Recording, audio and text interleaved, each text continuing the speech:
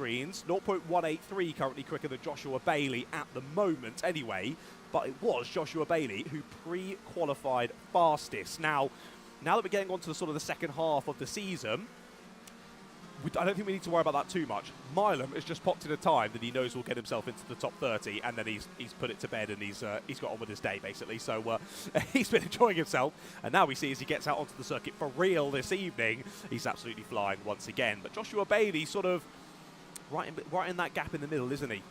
0.183 to Milam. It's kind of about the same, really, back to Timio Rupen there in third place. And as we say, looking into tonight's racing action, it is Rupen who's leading the championship. And interestingly enough, the driver who he's absolutely joint with on points is right there next to him on circuit as well, Theodore Tubal, 4th place at the moment, and there is 4 thousandths of a second difference here between the drivers first and second in the standings.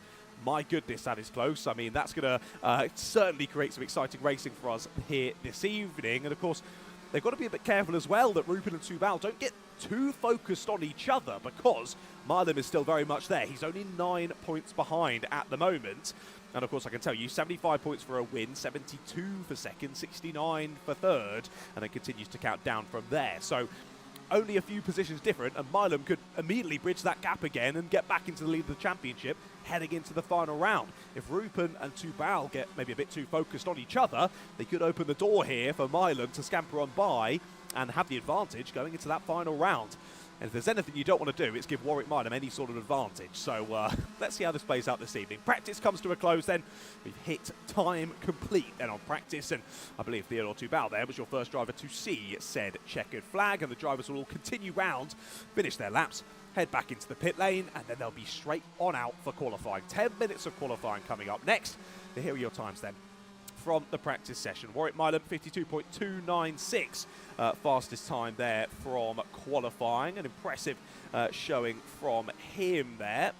Just behind Joshua Bailey, 52.479 for him. And then, well, Brian Benerin's closed in on his final lap, didn't he? Only 100th between those two, between Bailey and Benerin. So Rupen and Tubal dropped to 4th and 5th respectively once all is said and done. Still only 4 thousandths between those two when they get to the checkered flag. Alex Zicki finishes in 6th place with NSBT down there in 7th.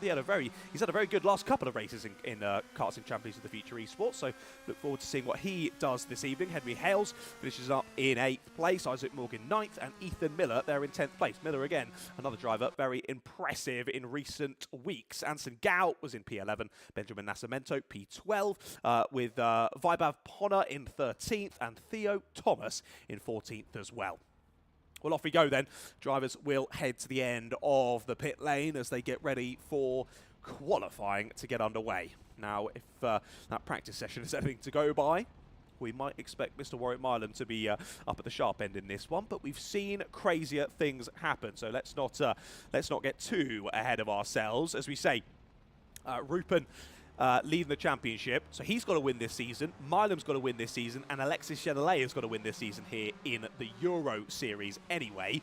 Sadly, Alexis, I don't believe joining us this evening. He did pre-qualify for tonight's event, but clearly something has occurred there for him. He's not been able to make it. That's a shame that we've not been able to have him join the fray once again.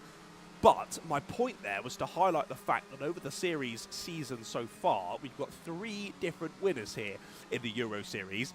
The same can't be said for the International Series and the UK Series. All 3 wins have gone to Warwick Milam. I think that just shows the domination so far this season from Mr. Milam. And at the moment, as we saw, practice, he was P1.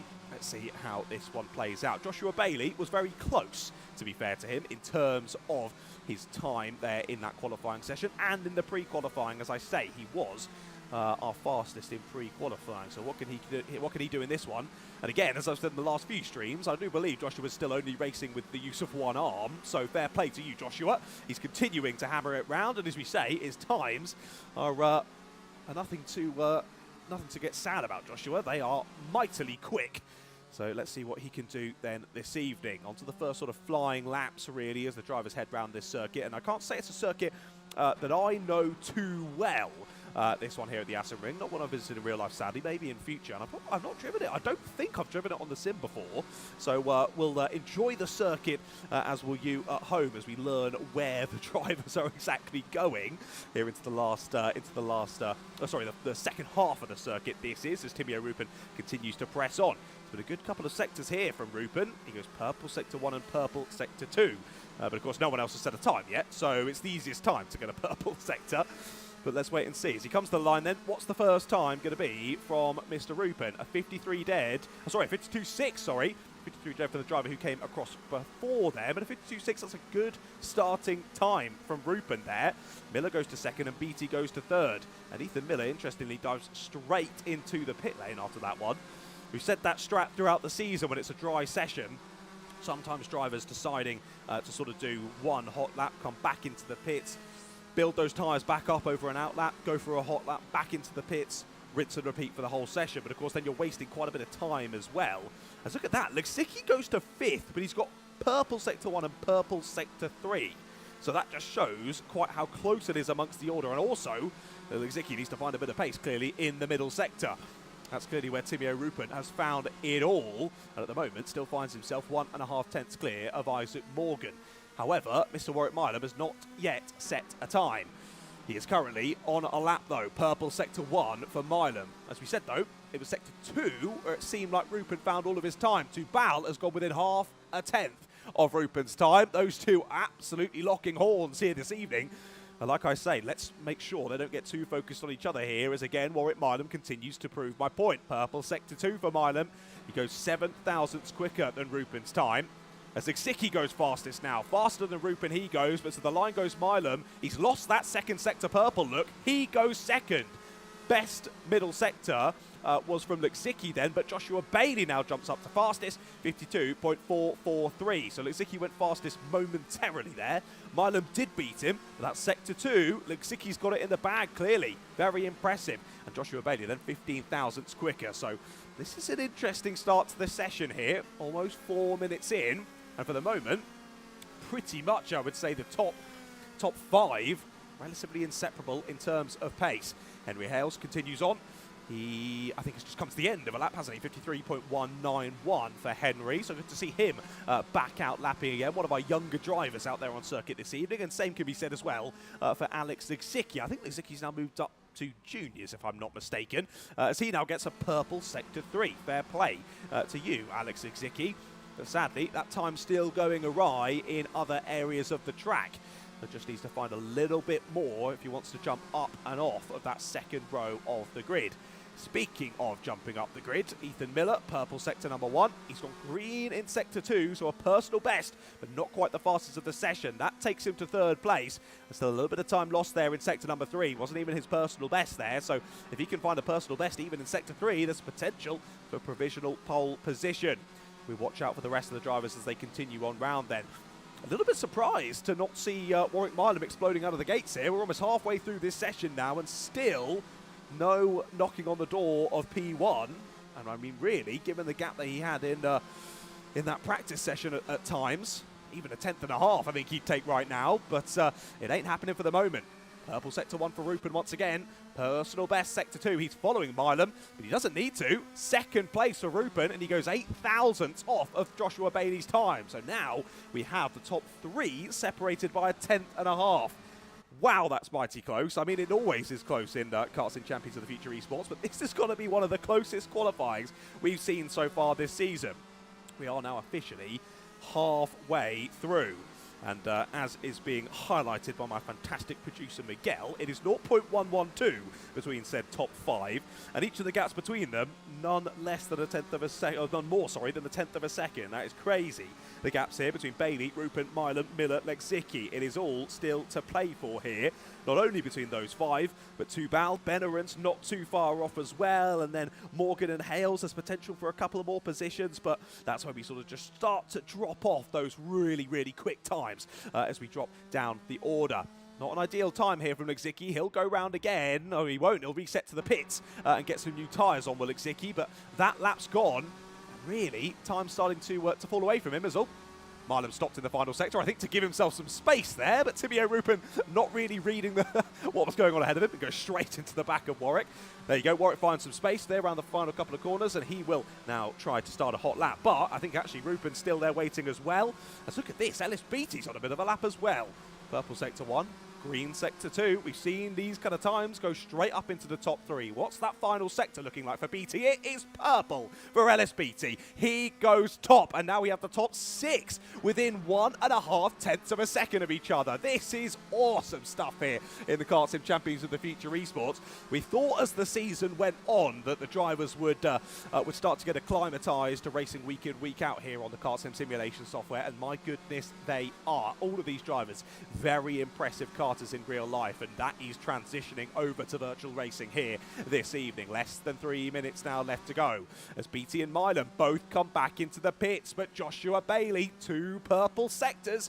Could he steal pole position back? I mean, he'd only lost it by 26 thousandths of a second a moment ago from Timio Rupin. As all did, there's a bit of contact ahead. Mashamento might get in the way here as Bailey's trying to go for pole, but he gets it. Nonetheless, he gets it. I mean, he'd lost about 600ths there in the final sector. That could have simply been from avoiding Mashamento there as he came round the final corner.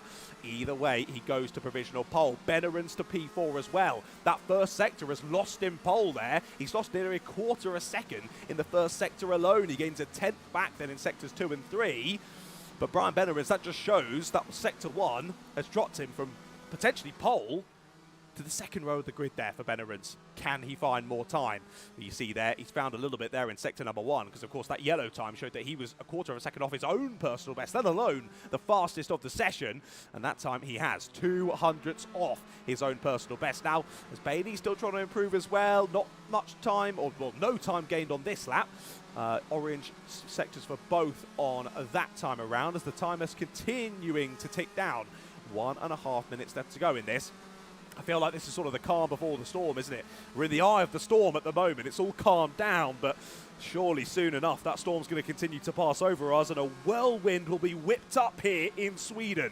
To the final corner goes Tubal, and it's 2 purple sectors for Tubal. He's down in 8th at the moment. Where's he going to go? To the line goes Tubal. It's second place. Second place on the grid for Theodore Tubal. He's 8 thousandths of a second off Joshua Bailey, who I missed also. Joshua Bailey's gone back to the top as well. Tubal's into second place then, 8 thousandths off. Where does Lixicki go? 1 position gain for Lixicki up to 7th place. It's now 0.137 between the top 7 drivers. Milan, will he jump to first place? Milan gets provisional pole. I didn't think he was going to get that, given that orange sector 1, but it was only 7 thousandths. And look at that from Warwick Milan. Purple sector 2, purple sector 3, and he's got it with about 50 seconds to spare. My goodness, they say that pressure makes diamonds. Warwick Milan is shining in this qualifying session, but there's still 30 seconds left to go. BT's purple in sector 1. Could this be it from Ellis Beatty? We've got to watch Beatty, Bailey, Tubal, Rupin, Benner and Zicki. I think Miguel's got a bit of a job on his hands here to keep us up to date with this session. To the line we are going to go. And who is going to get pole position here for round number 4 of the Euro Series? Here comes Ellis Beatty. He's lost time in the middle sector. He might just sneak in another lap, though. He is. He is going to sneak in another lap with 3 seconds to go. Beatty gets a second bite of the cherry, and so does Warwick Milan. He just missed it there. He will go round again. This is it for Joshua Bailey, and it's gone. Yellow sector 1 and 2. Bailey will not improve. He will stay in second place. Will it still be second by the end of the session, though? Let's wait and see. Beatty continuing on there. He's lost 2 tenths in sector 1. It ain't going to happen for Ellis Beatty either. That's a shame. Tubal's already in the pits. Benneran's, that session over for him as well. Morgan's session over. Benneran's chucks it to the scenery in frustration there as he finishes 6th place. Beatty's given up on his lap as well. Well, what a shame. It all ends up being a bit of a damp squib at the end of that one, sadly, as we thought it was really going to crescendo to a finish there. I mean, what a topsy-turvy qualifying. It's usually it all crescendos to the end. We sort of have the craziness with 4 or 5 minutes to go there, and then no one can seem to better their times any further. But I will say, I don't think I've seen a qualifying session in KartSim Champions of the Future Esports that close this season at all. The times are crazy as you see them here on your screen. 3 tenths of a second separate the top 8 drivers on the grid. That is ridiculous. We are in for an absolute belter of a race this evening. if the divers don't all crash into each other at T1. Let's wait and see. Milam's on pole position. They're just less than a tenth back to Joshua Bailey. Theodore Tubal and Ellis Beattie are on the second row of the grid. Timio Rupen and Brian Bennerans are there on row number 3, with Alex Zicki and Ethan Miller on row 4. Row 5, and rounding out the top 10, is Isaac Morgan, and then Henry Hales. Row 6, Anson Gao and Benjamin Nascimento, and then Vaibhav Ponna and Theo Thomas round out the grid of 14 drivers here with us this evening. Wow, well, I need a break, but I'm not going to get it. We're going to be going straight into the race here now. What a qualifying session that was. Unbelievable scenes, Jeff. And speaking of football, who's excited for this evening is coming home? Let's wait and see. Before that, though, less about England, more about Sweden. Kristianstad. I love this track. I'm going to have to go out here in real life, and I mean, it clearly creates exciting racing in the virtual world, as I've never seen times that close. Like I say, I think it's sort of 50-50 as to what way this race should go.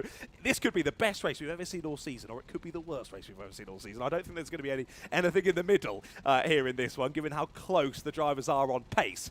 Well, as they all load into the grid, you can see the grid order running through on your screens. Who's your money on to take this evening? I have no idea. I have no idea. I'm not a betting man. Even if I was, I wouldn't make one on tonight's racing. Way too close to call. But like we say, good to have a couple of new names as well in the mix of things with us this evening. Of course, Vaibhav Ponna, Theo Thomas joining us as well. I think we did have a third name on the entry, or the pre-qualifying, I should say, who was new, but sadly they've not been able to join us this evening. So just the two newbies. So welcome Vaibhav, welcome Theo. I hope you do see you both back for future rounds. I hope you've enjoyed the action this evening, and I wish you the best of luck for the 12-lap race ahead.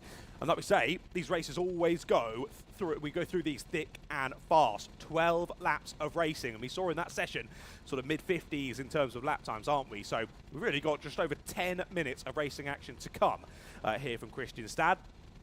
And it seems as well, in that qualifying session, this circuit seems to generate overtaking opportunities. A lot of flowing corners, then into heavy braking zones, might just create a very exciting race in this one. The circuit, 1,221 meters in length, this one, 13 turns in total, so quite a few to be making overtaking moves on. And with the drivers so close on pace, like we say, there might just be a few of those. Of course, it's going to be the same strat as always for Mr. Warwick Milam. Try and get a good start, get through the first lap unscathed and in the lead of the race, and then drive away. That's always Milam's strat, isn't it? But given the pace of the drivers this evening and the consistency as well of the drivers around him, will he be able to settle in and build enough of a gap? Not too long to find out. Lights are coming on the gantry. We're green and we're racing here in Kristianstad. Lovely start from Milam and Bailey from the front row of the grid as we fly on down to the first corner for the first time in this race. Will there be any moves made? Rupen going side by side with Bennerans here as there's a bit of contact. Bennerans, 2 bows off and round. Contact between 3rd and 4th and 5th place there. Bit of a concertina effect. And off and round goes Tubal. One of your championship contenders is off. Luxicki and Bennerans taking chunks out of each other in the background as well. Well, this is perfect for Timio Rupen here. His championship rival is down to 12th place. And Rupen now settling in 4th. But he's got a bit of pressure already from Ethan Miller behind in 5th place. Right then, Bailey's made the jump. He's got Milam here on this first lap, so already the Warwick Milam strategy is not going to work, Warwick. He's got some work to do. And, well, we saw the last round of racing back at Viterbo in Italy for the International Series. Milam showed us he could fight in that race, didn't he? My goodness, what a battle that was.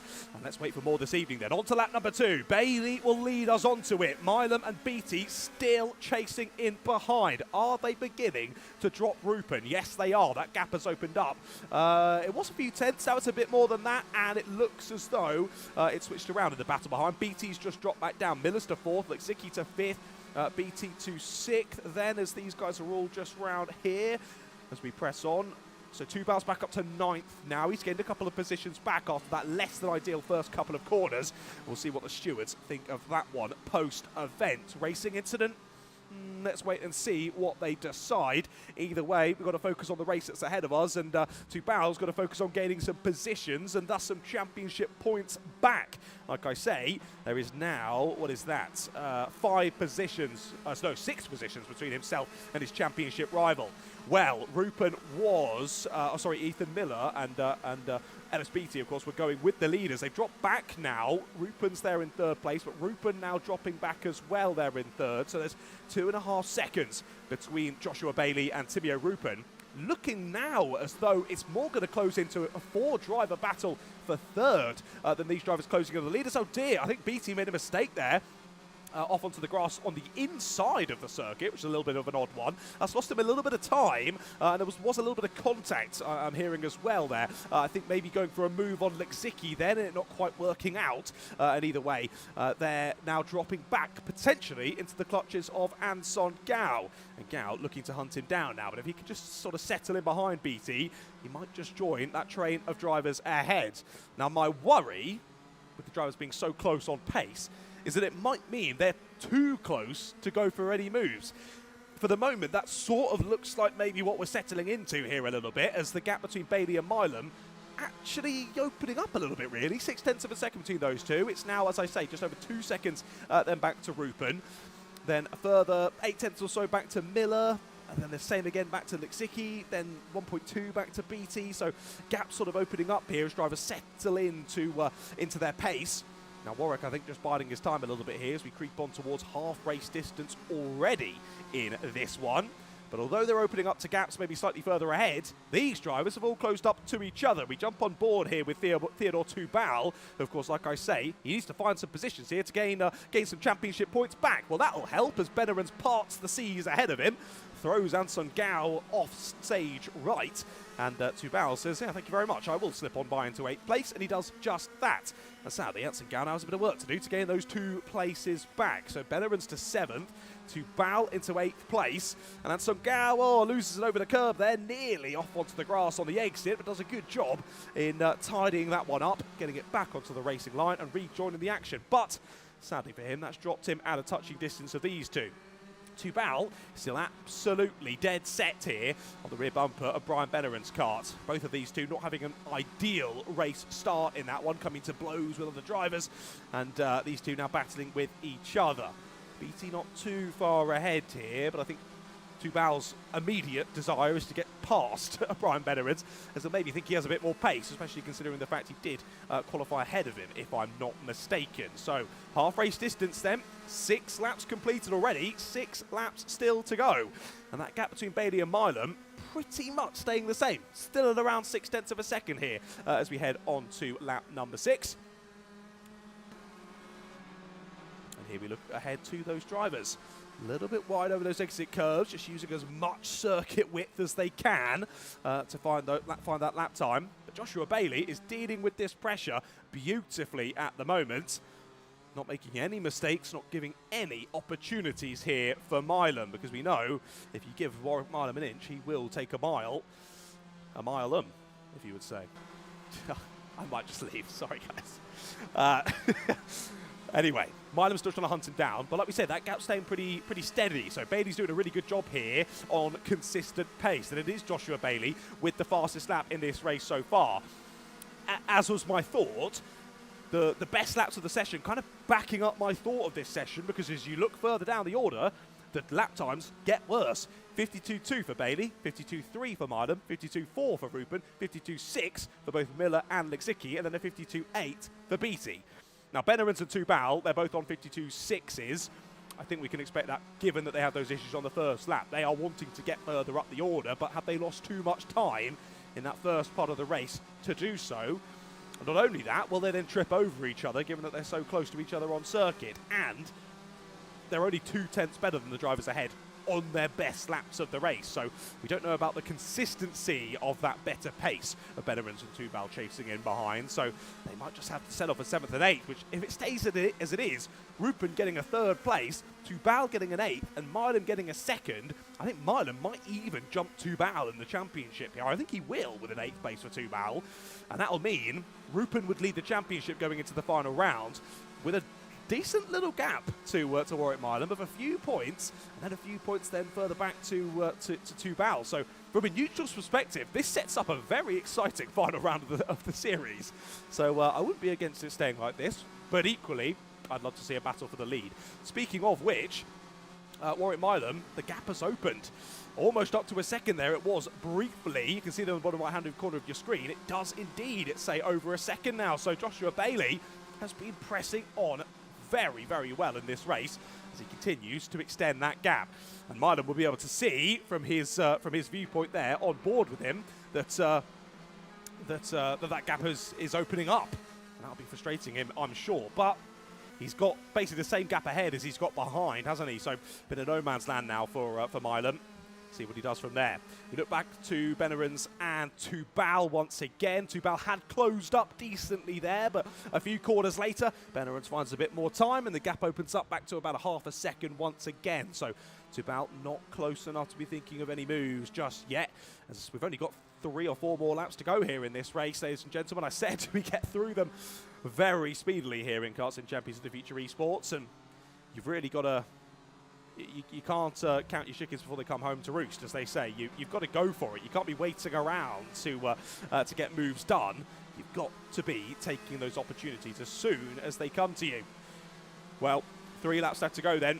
Bailey's opened up that gap now to almost 1.3 seconds as Rupen and Miller, what's that gap looking like now? About 2 seconds between those two. Milam back to Rupen, about, what's that, 1.3, 1.4 seconds. So, again, we're just struggling for these drivers to close up. Again, because they're so close on pace around this circuit. I guess we can consider this the Monaco round of the season, can't we? The qualifying was the best ever, but the drivers just struggling to make those overtakes stick. An exciting first couple of corners, but now that we've settled into pace, drivers they're just too good. Everyone is too good, and we can't get overtakes done. As you can see there, that shot really summed up the race. Look how close the drivers are. We can basically get the top 8 into one camera shot. The issue is, there's about 2 or 3 kart lengths between each of them, and no moves able to be made. We head on then to lap number 11, the penultimate lap of the race, and there is now pretty much 1.5 seconds between Bailey and Milam. Theodore Tubal still too far back here to think about a move. That's an absolute wallop of the curve, Theodore. I mean, he's done, what, 5 or 6 laps now behind Benerans. He thinks, well, I've got to try something different, haven't I, to see if I can catch him. That maybe wasn't the right thing to do, though, Theodore. He's kept hold of it, and he hasn't lost any time, so fair play to you, Theo. But you've got to try something different. He's there in 8th place at the moment, as we say.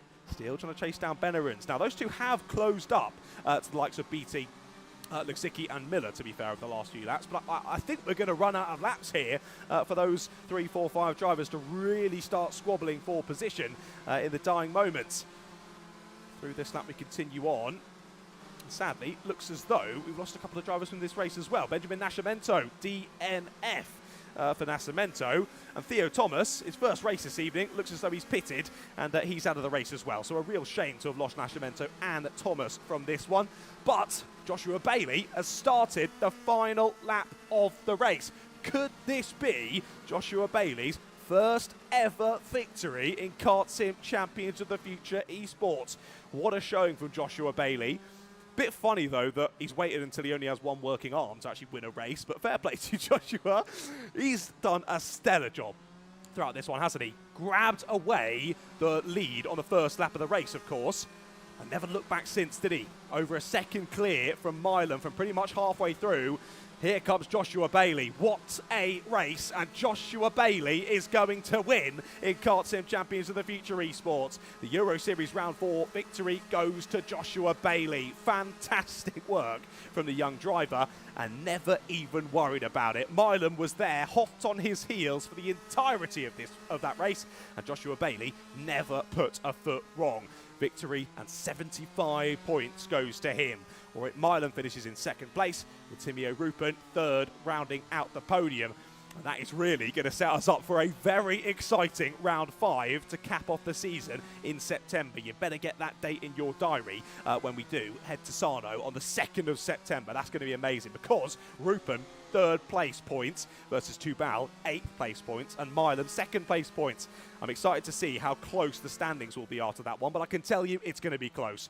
Bailey then is victorious here in Kristianstad. Milan second with Rupen third. Ethan Miller just off of the podium this time in fourth place, and he was followed by Alex Izicki in fifth, Ellis Beattie in sixth place, Brian Benareds in seventh, Theodor Tubal P8, then Anson Gao and Henry Hales rounded out the top 10, and they were followed, of course, by Isaac Morgan and Vaibhav Ponna, the last of our finishers, and, of course, sadly, a DNF for both Benjamin Nascimento and Theo Thomas. Well, there we go then. Kristianstad, what a circuit. What a qualifying session.